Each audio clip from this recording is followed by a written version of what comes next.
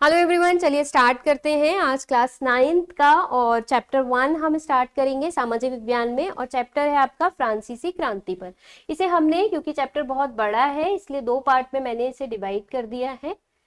Part 1 and part 2 करके हम देखेंगे, और बहुत इंपॉर्टेंट है। इसमें पहले हम डिस्कस करेंगे चीज़ों को, उसके बाद फिर हम लास्ट में इसके अभ्यास प्रश्न करेंगे। तो आपको बहुत मजा आने वाला है, इसलिए आप इसको रेगुलर देखते रहिए। तो चलिए स्टार्ट करते हैं फ्रांसीसी क्रांति। और इसमें जो हम डिस्कस करेंगे, जो बातें मैं आपको बताऊंगी, वो है 18वीं शताब्दी के उत्तरार्ध में फ्रांसीसी समाज आखिर कैसा था, किस तरीके का समाज हमें देखने को मिलता है। अगर हम बात करते हैं फ्रांस की, कब की, किस समय की, 18वीं सदी के उत्तरार्ध की। सेकंड जो हम इसमें बात करेंगे कि फ्रांसीसी क्रांति की शुरुआत आखिर कैसे हुई, क्या कारण थे जिनकी वजह से फ्रांसीसी क्रांति हुई। नेक्स्ट उसके बाद हम देखेंगे कि फ्रांस में राजतंत्र का उन्मूलन तथा गणतंत्र की स्थापना कैसे हुई, कब हुई, क्या वो परिस्थितियां थी जिन्होंने फ्रांस के अंदर राजतंत्र को खत्म किया और गणतंत्र को स्थापित किया। ठीक है, चलिए तो जल्दी से यहाँ पर देखते हैं हम और शुरू करते हैं अपना चैप्टर 1 फ्रांसीसी क्रांति। तो अगर हम बात करते हैं फ्रांसीसी क्रांति की, तो वर्तमान में हम मुक्ति, आज़ादी और समय की बात करते हैं। हम कहते हैं कि हमें आज़ाद होना चाहिए, हमें मुक्ति होनी चाहिए, हमें समय मिलना चाहिए। यह सुलभ है, किंतु हमें याद रखना चाहिए कि इनका भी अपना इतिहास है। बहुत आसानी से हमें आज़ादी नहीं मिली, बहुत आसानी से हमें मुक्ति नहीं मिली, और फ्रांसीसी क्रांति के माध्यम से हम इस बात को बहुत आसानी से जानेंगे कि मुक्ति, आज़ादी और समय, ये तीनों चीज़ें मिलना इतना आसान नहीं है। इसके लिए बहुत संघर्ष करना पड़ता है। ठीक है, तो फ्रांसीसी क्रांति ने फ्रांस से क्या किया, राजतंत्र का अंत किया, विशेषाधिकारों पर आधारित व्यवस्था का अंत हुआ। फ्रांस का जो उस समय का समाज था, विशेषाधिकार प्राप्त थे सिर्फ एक वर्ग को, लेकिन फ्रांसीसी क्रांति ने उसका अंत किया, उसको खत्म किया, और इसके साथ साथ एक नई व्यवस्था की शुरुआत की जिसमें सभी को समान अधिकार प्राप्त थे, किसी को भी विशेषाधिकार नहीं प्राप्त थे, सबके समान अधिकार थे, और राजतंत्र खत्म हुआ था। नई व्यवस्था का उदय किया फ्रांस की क्रांति ने, और क्रांति के दौरान तैयार मानवाधिकारों का घोषणा पत्र नए युग के आगमन का द्योतक था। तो जब क्रांति हुई उस दौरान एक घोषणा पत्र तैयार किया गया जिसमें क्या मेंशन किया गया कि मानव के कुछ अधिकार होते हैं। उन अधिकारों को फ्रांसीसी क्रांति के बाद शामिल किया गया फ्रांस की व्यवस्था में, और इसने एक नए युग की शुरुआत की जिसके अंदर हर व्यक्ति को अपने अपने अधिकार थे, हर व्यक्ति के कुछ अपने अधिकार थे जिनको लेकर के वो अपना जीवन जीना शुरू करता है। सबको बराबरी थी, सबको समान अधिकार प्राप्त हुए, और एक नई परिभाषा हमारे सामने राजनीति की निकल के आई जिसे हम कहते हैं समानता और स्वतंत्रता। इसको महत्व मिला, सभी को समानता, सभी को स्वतंत्रता, इन सारी बातों ने जन्म लिया, इन सारी बातों को तवज्जो मिली कब, जब फ्रांसीसी की क्रांति या फ्रांस की क्रांति हो गई। ठीक है, तो अब हम बात करेंगे उसी फ्रांस की क्रांति के बारे में। और जो फ्रांस की क्रांति है, इसने उपनिवेश विरोधी आंदोलनों को जन्म दिया। जब फ्रांस की क्रांति हो जाती है तो ये क्या करती है, इसका इम्पैक्ट, इसका जो असर है वो दूसरे उपनिवेशों पर हमें देखने को मिलता है, और वहां पर उपनिवेशी जो व्यवस्था है उसके विरुद्ध विरोध होना शुरू हो जाता है, उसके अगेंस्ट विरोध होना शुरू हो जाता है फ्रांसीसी क्रांति के बाद। नाउ 18वीं शताब्दी के उत्तरार्ध की इन घटनाओं ने पूरे विश्व को प्रभावित किया। ये जो घटनाएं हो रही थी यूरोप में 18वीं शताब्दी में, इसने पूरे विश्व को प्रभावित किया, और इसीलिए हम देखते हैं फ्रांसीसी क्रांति को, इसीलिए हमें पढ़ना जरूरी है। तो अगर बात करें फ्रांसीसी क्रांति की, तो शुरुआत होती है 14 जुलाई 1789 से, और इसी दिन फ्रांस के अंदर एक किला है जिसका नाम है बास्तील का किला। इस पर क्या किया गया, हमला किया गया, और बहुत सारे लोगों ने इस किले में प्रवेश किया। वो वहां हथियारों की खोज में घुसे थे। किस लिए चाहते थे, जाना चाहते थे उस किले के अंदर हथियारों को लेने के लिए, पर हथियार उन्हें चाहिए क्यों। पेरिस के निकट टेनिस कोर्ट में भी कई सारे लोग जमा हुए और उन्होंने राजतंत्र के विरोध में आह्वान किया, विद्रोह किया। राजतंत्र का मतलब है ऐसा शासन, राजतंत्र का मतलब है ऐसा शासन जिसमें राजा ही सब कुछ होता है, सारी शक्ति का संकेंद्रण या सारी शक्ति किसके हाथों में होती है? राजा के हाथों में होती है, और उसी के हिसाब से बाकी के लोग चल रहे होते हैं। उस सिस्टम को, उस तंत्र को हम कहते हैं राजतंत्र। तो ये हो रहा था फ्रांस के अंदर, और पेरिस में, फ्रांस की राजधानी पेरिस में आतंक का माहौल था। सेना शहर में भेजी गई और ये अफवाह फैली गई कि भाई नागरिकों पर गोलियां चलाने का आदेश दिया गया। क्यों? क्योंकि नागरिक क्या कर रहे थे? विद्रोह कर रहे थे। किसके विरुद्ध विद्रोह कर रहे थे? राजतंत्र के विरुद्ध विद्रोह कर रहे थे। बहुत सारे लोगों की भीड़ पेरिस के पूर्वी हिस्से, कहां पर? बास्तील में। तो बास्तील का किला ध्यान रखेंगे कहां पर है? पेरिस के पूर्वी हिस्से में है, जहां पर बहुत सारे लोग जमा हो गए हैं, हथियार की खोज में गए हैं और क्या करने लगे हैं? किले को तोड़ने लगे हैं, जेल को तोड़ने लगे हैं और हथियार पर अपना कब्जा कर लिया है। बास्तील के किले का जो कमांडर था, कमांडर मतलब जो उस जो शस्त्र हैं उनका रखरखाव कर रहा था, उनकी देखरेख कर रहा था, उसके कंट्रोल में थे, उसको क्या कर दिया गया है? मार दिया गया है। कैदियों को सबको बाहर निकाल दिया गया है और जेल में जो बंद कैदी थे उनकी संख्या थी 7। बास्तील के किले को ढहा दिया गया है और उसके अवशेषों को बाजार में बेच दिया गया है, और उसके अवशेष वो लोग खरीद रहे थे जो राजतंत्र का विरोध कर रहे थे और ये देख रहे थे कि राजतंत्र खत्म हो गया है, निरंकुश राजतंत्र का विध्वंस हो गया है। उन लोगों ने खुश होकर के वहां के अवशेषों को, बास्तील के किले के अवशेषों को खरीदा। ना, बास्तील के किले के गिराए जाने के बाद पेरिस तथा उससे जुड़े इलाकों में कई दिनों तक संघर्ष होता रहा। जनता के पास खाने पीने की चीजों की कमी हो रही थी। अब जब बहुत ज्यादा संघर्ष चल रहा था, बास्तील का किला टूट चुका था, किला टूट चुका है और संघर्ष चल रहा है जनता के बीच में, कमांडर्स के बीच में, राजतंत्र के बीच में, तो खाने पीने की कमी हो गई है। पाव रोटी बहुत महंगी हो गई है और बढ़ी हुई कीमतों का विरोध जनता करना शुरू कर देती है। खाने को नहीं मिलेगा तो जनता क्या करेगी? विरोध करेगी।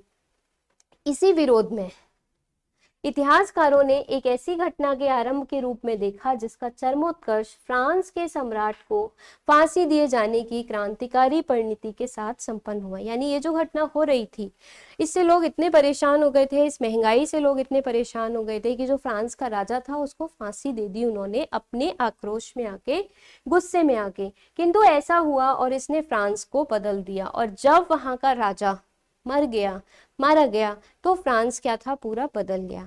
वो फ्रांस जो कभी राजतंत्र के कंट्रोल में हुआ करता था, राजतंत्र जहां पे चलता था, अब वहां पर क्या हो गया था? गणतंत्र हो गया था। तो यही थी आपकी फ्रांसीसी क्रांति।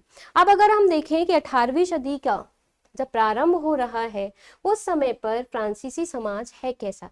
तो जो बूर्बो है, बूर्बो राजवंश है और वहां का राजा है लुई 16। वर्ष 1774 में ये शासक बनता है। सत्तासीन होने के बाद में इसकी आयु कम से कम 16 साल थी, फिर बाद में 20 वर्ष का जब ये हुआ तो इसने क्या किया? इसका पूरा राजकोष खाली हो गया। बहुत बुरे तरीके से ये पैसे का दुरुपयोग करता था और जिसकी वजह से इसका जो राजकोष था वो पूरी तरीके से खाली हो गया। लगातार युद्ध करता रहता था जिसकी वजह से वहां की वित्तीय स्थिति बहुत खराब हो गई थी, संसाधन जो थे वो खत्म हो गए थे। वारसाई का विशाल महल जहां पर लुई 16 बैठा करता था, वो विशाल महल क्या हो गया था कि दरबार की शान शौकत और फिजूल खर्ची बनाए रखने की वजह से वहां पर इतना पैसा खर्च किया जाता था कि जो कोष था वो पूरा खाली हो गया था। और इस कोष के खाली होने पर भी जो लुई 16 है उसकी जो शान शौकत है उसमें कोई कमी नहीं आई, और उसकी शान शौकत को बरकरार रखने के लिए वो क्या करता था? जनता से ज्यादा पैसा वसूलता था, और जब जनता से ज्यादा पैसा वसूलेगा तो जनता उसका विद्रोह आगे जाकर के करेगी और फ्रांस की क्रांति होगी। ये जो लुई 16 है ये विवाह भी करता है ऑस्ट्रिया की राजकुमारी। ऑस्ट्रिया एक देश है जिसकी कैपिटल है वियना। इसकी राजकुमारी मैरी एंटोनेट से। और जो फ्रांस के लोग थे वो ऑस्ट्रिया को बिल्कुल पसंद नहीं करते थे, तो उन्हें ये बात बिल्कुल अच्छी नहीं लगी कि जो हमारा राजा है उसने ऑस्ट्रिया की राजकुमारी के साथ में शादी कर ली है। और ये भी एक कारण था जिसकी वजह से लुई 16 का विद्रोह और ज्यादा बढ़ गया। तो पहला तो ये था कि वो बहुत ज्यादा शान शौकत में डूबा रहता था, उसके लिए खर्च जो भी लगता था वो जनता से वसूल रहा था, ज्यादा से ज्यादा कर लगा करके। दूसरा, उसने ऑस्ट्रिया की राजकुमारी के साथ में शादी कर ली थी जिससे फ्रांस की जनता बिल्कुल पसंद नहीं करती थी। और इन सब की वजह से एक और कारण यहाँ पर बनता है कि जो लुई 16 था इसने इसके समय पे फ्रांस ने अमेरिकी स्वतंत्रता संघर्ष में शामिल हो गया। यानी उस समय पर अमेरिकन रिवॉल्यूशन चल रहा था, अमेरिका स्वतंत्र होना चाह रहा था ब्रिटिश से, और फ्रांस ने उसकी मदद कर दी और उसके लिए उसने उसे बहुत ज्यादा पैसे दिए, और पैसे देने की वजह से फ्रांस पर क्या हो गया, कर्ज। तो इस वजह से भी अगर हम देखें कि एक अनुमान के अनुसार यह 10 अरब लिब्रे से भी अधिक था, इतना कर्ज हो गया था। और पहले से ही फ्रांस पर 2 अरब लिब्रे, लिब्रे मतलब वहां की जो मुद्रा है, उतना कर्ज था, और ज्यादा कर्ज हो गया। कर्जदाता फ्रांस की सरकार से 10% वार्षिक ब्याज की मांग करने लगे। अब जब कर्ज लिया था तो ब्याज भी देना पड़ेगा, है ना। तो इन सभी कारण की वजह से बजट का एक बड़ा हिस्सा किसे जाने लगा, कर्ज को चुकाने में जाने लगा, और खर्च बहुत ज्यादा बढ़ते चले गए। इनकम थी नहीं, खर्च बढ़ते चले गए, तो क्या बढ़ाया गया, कर। कर में जब वृद्धि करेंगे तो क्या होगा, विद्रोह होगा, ठीक। और यही करदाता भी था। करदाता जो था वो कौन था, करदाता था आपका, दरअसल अगर हम कहें तो जो 18वीं सदी थी, 18वीं सदी में भारत जो फ्रांस का समाज था उसे 3 भागों में विभाजित किया गया था। पहला, जिन्हें हम कहते थे एस्टेट, ठीक है। तीसरा एस्टेट किसका था, आम लोगों का था, और यही कर भी देते थे, और कर देने की वजह से इन्हीं लोगों में विद्रोह की भावना भी थी, और ये आगे जाकर के क्या करेंगे, क्रांति करेंगे। अब आते हैं कि जो 3 एस्टेट थे फ्रांस के अंदर वो कौन कौन से थे। तो पहला था जिसमें फर्स्ट एस्टेट, इसमें पादरी वर्ग आता था, चर्च की व्यवस्था को देखते थे, और ये सबसे उच्च वर्ग था। इन्हें कोई कर नहीं देना होता था, इन्हें किसी भी तरीके का कोई कर नहीं देना होता था, बल्कि चर्च किसानों से ताइद वसूलता था। बहुत अच्छे से ध्यान रखेंगे, ताइद क्या था, तो एक तरीके का कर्ज था, या आप कह सकते हैं एक तरीके का कर था जो किसानों से चर्च लिया करता था, ठीक है। अब इसके बाद यह कितना था, तो कृषि उत्पादन का 10वां हिस्सा होता था। जितना भी किसानों से उत्पादन किया है उसका 10वां हिस्सा किसे दे देते थे, चर्च को दे देते थे, और इसे हम कहते थे ताइद। चर्च की अपनी संरचना थी और पादरी थे, इसके अतिरिक्त कर्मचारी भी थे, और जो कर्मचारी थे वो किस में आते थे, तीसरे स्टेट में, थर्ड स्टेट में आते थे। तो पहला स्टेट था पादरी वर्ग, जो चर्च में रहता था, चर्च के काम करता था, कोई कर नहीं देता था, ये लेता था किसानों से कर, जितने भी किसानों की उपज होती थी उसका 10वां हिस्सा ले लेता था, और उसे हम बोलते थे ताइद। और कौन देता था, तो तीसरा स्टेट जो था वही कर देता था, जिसमें व्यापारी आते थे, अन्य लोग आपके आते थे, वो लोग इसका कर देते थे। द्वितीय स्टेट में कौन आता था, तो भाई कुलीन लोग आते थे। ये कैसे थे, धनी थे, सामंत थे, और ये किसानों से कई कर प्राप्त करते थे, और जनता से भेंट अथवा उपहार भी प्राप्त करने का अधिकार रखते थे। ये क्या करते थे कि सम्राट तक जो भी कर आता था, जनता से जो भी कर आता था उसको सम्राट तक पहुंचाते थे, और ये एक तरीके का कर जो वसूलते थे राजा के लिए, उसे टाइल कहते थे। तो टाइल क्या था, वो कर है जो द्वितीय स्टेट वसूलता है। कौन किससे वसूलता है, तो वसूलता तृतीय स्टेट से ही है, तीसरा जो वर्ग था उसी से वसूला जाता है, बट कैसा है, टाइल है, किसको देना है, राजा को देना है। देन आता है तीसरा स्टेट या तृतीय स्टेट, इसमें है मेनली मध्यम वर्ग, मजदूर, किसान, वकील, कर्मचारी, सारा काम यही करते हैं, सब कुछ ये कर रहे हैं, व्यापार कर रहे हैं, पशुपालन कर रहे हैं, कृषि कर रहे हैं, और साथ ही साथ कर्ज भी देते हैं। तो इनकी स्थिति बहुत खराब थी, और इसीलिए इनके मन में असंतोष था, और ये आगे जाकर के फ्रांस की क्रांति को करेंगे ना। उसके बाद अगर हम फ्रांस को देखें इस समय, तो फ्रांस में जीने के लिए बहुत संघर्ष करना पड़ रहा था। लगभग 17वीं या 18वीं शताब्दी के आसपास अगर हम देखें, उसके कई कारण थे। पहला कारण अगर हम कहें तो फ्रांस की जनसंख्या में बढ़ोतरी हुई थी। 1715 में जहां जनसंख्या 2.3 करोड़ थी, वहीं 1789 में जनसंख्या 2.8 करोड़ हो गई थी। जनसंख्या बढ़ रही थी, उत्पादकता में वृद्धि हो नहीं रही थी, जिसकी वजह से लोगों को खाने के लिए भोजन नहीं मिल रहा था, तो जीने के लिए बहुत ज्यादा संघर्ष करना पड़ रहा था, वस्तुएं बहुत महंगी थी। दूसरा कारण क्या था कि अमीर और गरीब वर्ग के बीच में एक गैप जो होता है बहुत बढ़ता जा रहा था। क्यों, क्योंकि कर लिया जा रहा था, भारी मात्रा में कर लिया जा रहा था, इन पर जो कर्ज है फ्रांस पर वो बढ़ता चला जा रहा था। उस कर्ज को पूरा करने के लिए किससे पैसा लिया जा रहा था, तृतीय स्टेट से, तो कर्ज जो था उन पर बढ़ता चला जा रहा था। बढ़ेगा तो अमीर और गरीब के बीच का जो अंतर है वो काफी बढ़ता चला जा रहा था। तो जीविका का संकट इस समय चरम पर था, और इसी की वजह से नेक्स्ट इसमें अगर हम देखें तो महामारी, भी बहुत ज्यादा फैली, जिसकी वजह से लोग मरने लगे। तो ये सारे कारण थे जिसकी वजह से फ्रांस में जीने को लेकर के संघर्ष चल रहा था। जीविका का संकट कैसे आता है, यहाँ हमें अच्छे से समझ में आता है। पहली बात, फसल खराब हुई, किसकी वजह से, मौसम की वजह से, किसी भी और कारण से फसल खराब हुई तो खाने की कमी हो गई, अन्न का अभाव हो गया। खाद्य पदार्थों की कीमत बढ़ जाएगी, अन्न का अभाव होगा तो। जब खाद्य पदार्थों की कीमत बढ़ेगी तो पावरोटीज की कीमत बढ़ेगी, वो नहीं खरीद पाएंगे, नहीं खरीद पाएंगे तो शरीर कमजोर हो जाएगा, कुपोषित हो जाएंगे। और खाद्य को लेकर के, खाने को लेकर के क्या होंगे, दंगे होंगे, लड़ाई होगी। अगर कुपोषित हो जाएंगे तो उन्हें महामारी जल्दी घेर लेगी, महामारी जल्दी घेरेगी तो मृत्यु हो जाएगी और मृतकों की संख्या में वृद्धि हो जाएगी। अगर दंगे होंगे तो दंगे में भी एक दूसरे को मार देंगे तो भी क्या होंगे, मृतकों की संख्या में वृद्धि होगी। और जब मृतकों की संख्या में वृद्धि होगी, सबके अपने लोग जाएंगे, मरना पड़ेगा, तो क्या होगा, असंतोष जन्म लेगा और फिर वो आगे क्या करेगा, फ्रांस की क्रांति करेगा। नाउ उभरते मध्य वर्ग ने विशेष अधिकारों के अंत की भी कल्पना की। जो मध्य वर्ग उभर रहा था, तृतीय स्टेट से जो मध्य वर्ग निकल करके सामने आ रहा था, उन्होंने अपने विशेषाधिकारों के अंत की भी कल्पना की। उन्होंने कहा कि ये जो दो स्टेट है, प्रथम और द्वितीय, इनको क्यों इतने विशेषाधिकार प्राप्त हैं, क्यों ये हम पर टाइल और ताइद लगाते हैं, हम ही क्यों सारा का सारा कर दें, ये लोग क्यों नहीं कर देते, तो सभी को समान अधिकार होने चाहिए, ऐसा उन्होंने कहा। और इसके लिए बहुत सारे दार्शनिक भी हमें सामने देखने को मिलते हैं। ठीक है, नाउ नेक्स्ट उसके बाद अगर हम कहें तो इस तरीके से फ्रांस के अंदर हम देख रहे थे कि एक असंतोष जन्म ले रहा था, जिसके कई सारे कारण थे। महामारी भी है, कर्ज भी है, तृतीय स्टेट के अंदर जो कर व्यवस्था है वो भी है, जिसकी वजह से फ्रांसीसी क्रांति होती है।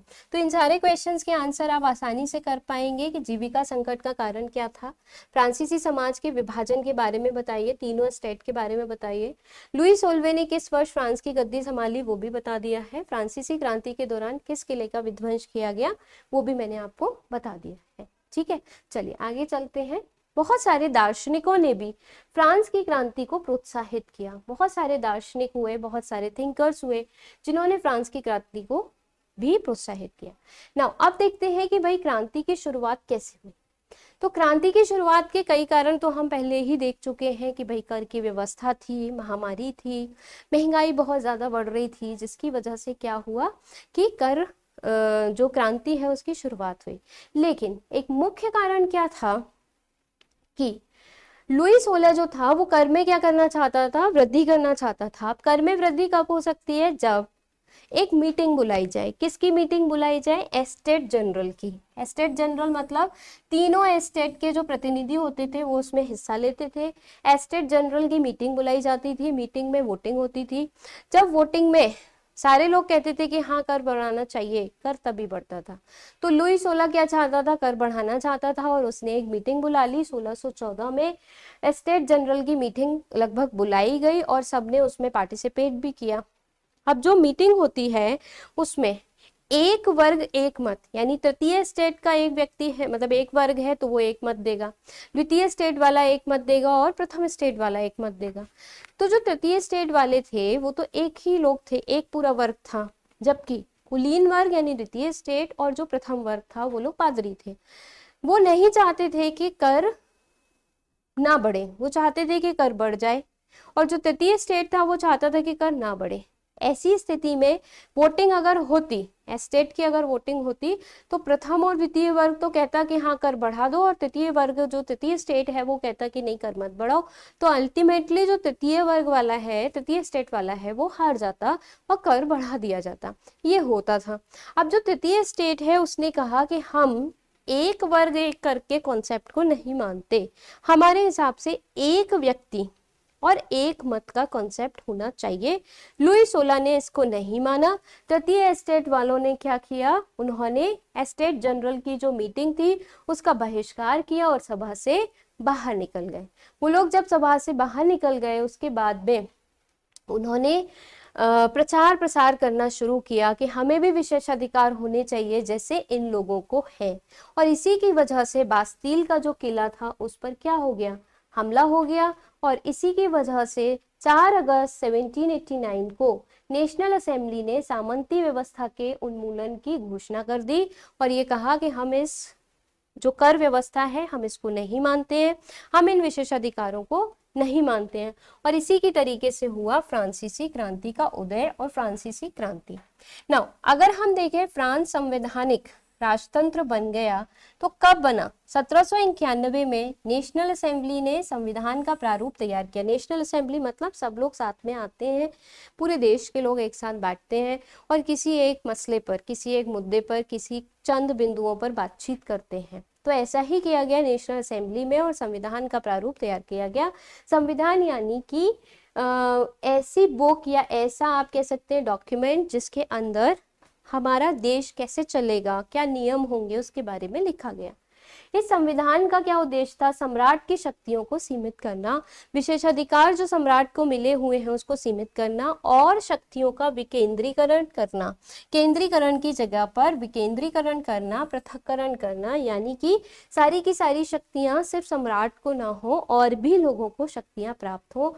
और इसी से ही संवैधानिक राजतंत्र की व्यवस्था आई, यानी संविधान के थ्रू ही राजा अपना क्या चला सकता है?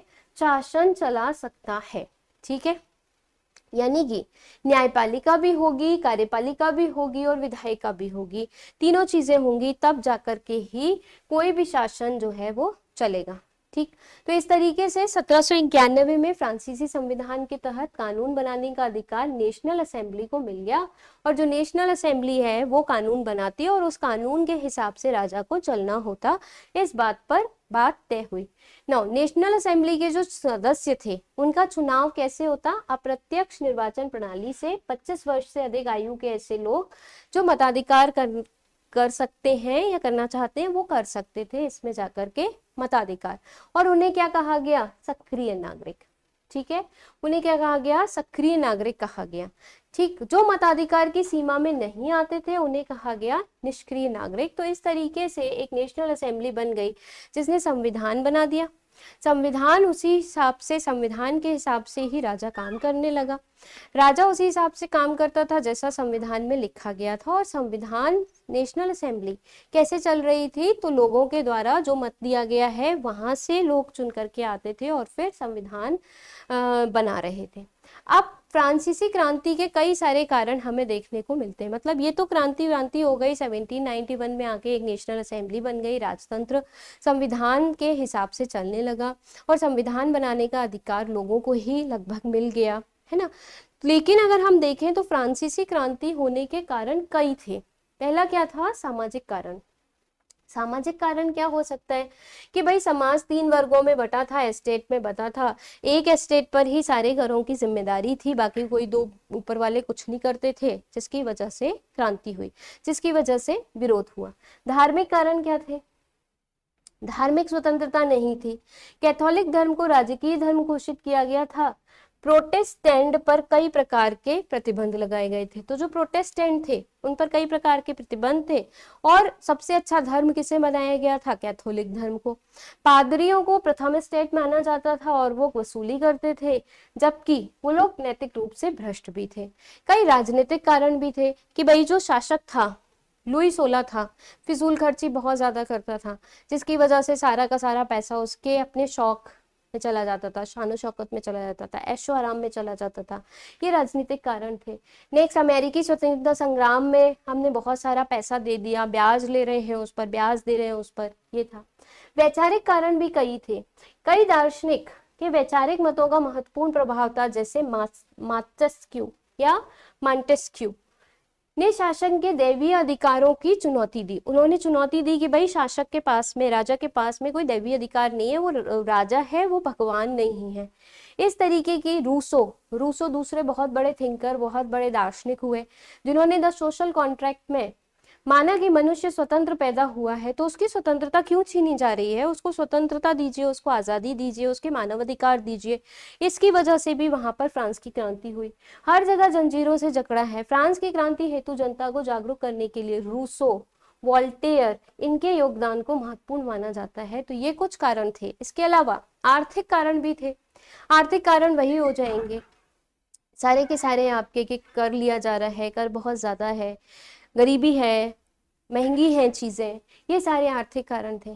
फिर क्रांति का प्रभाव क्या हुआ? तो कई सारे प्रभाव हुए। फ्रांस पे सबसे पहला प्रभाव हुआ कि जनतंत्र की स्थापना हुई, सभी प्रकार के विशेषाधिकारों का अंत हुआ, लोक कल्याणकारी कार्यों को बढ़ावा मिला, स्वतंत्र न्यायपालिका बनी, नया संविधान बना, बोर्बो वंश जो था लुई 16 वो अंत हो गया, उसका विनाश हो गया, वो खत्म हो गया ना। विश्व पर भी बहुत प्रभाव पड़े, पूरे वैश्विक रूप से भी कई प्रभाव देखने को मिले, जैसे राजतंत्रों की समाप्ति की ओर कदम बढ़े, यानी यूरोप में फ्रांस की क्रांति के बाद और कई क्रांतियां हुई जिन्होंने राजतंत्र को खत्म किया और गणतंत्र को स्थापित किया। लोकतांत्रिक शासन के लिए बहुत सारे आंदोलन हुए, लोकतंत्र की जो डिमांड है, जो मांग है, वो बहुत ज्यादा बड़ी लोगों के बीच में। धर्मनिरपेक्ष राज्य पर बल दिया गया, यानी कि धर्म को लेकर के जो राज्य की भावना थी वो खत्म हुई। देन स्वतंत्रता, समानता, बंधुत्व की संकल्पना का विस्तार हुआ कि सबको स्वतंत्र होना चाहिए, सबको समानता मिलनी चाहिए, सबके बीच में भाईचारा होना चाहिए। सार्वभौम वयस्क मताधिकार, यानी सबको मताधिकार मिलना चाहिए, इस बात पर विश्व ने अपनी एक्सेप्टेंस दी या विश्व ने इसको माना। अब फ्रांसीसी क्रांति की अगर हम कुछ प्रमुख घटनाओं की बात करें कि कुछ घटनाएं फ्रांसीसी क्रांति की क्या रही, तो सबसे पहली थी बास्तील का पतन। बास्तील का पतन हुआ, विशेष अधिकारों की समाप्ति हुई, राष्ट्रीय सभा बनी, नेशनल असेंबली बनी, ये हमने देख लिया। और सभा क्या कर रही थी? सभा क्या कर रही थी? सभा आपकी संविधान को बना रही थी, सबको मताधिकार दे दिया गया था। तो ये सारे प्रभाव हमें देखने को मिलते हैं फ्रांसीसी क्रांति के। पार्ट 1 में इतना ही रखते हैं, इसे आगे हम नेक्स्ट में डिस्कस करेंगे। Thank you.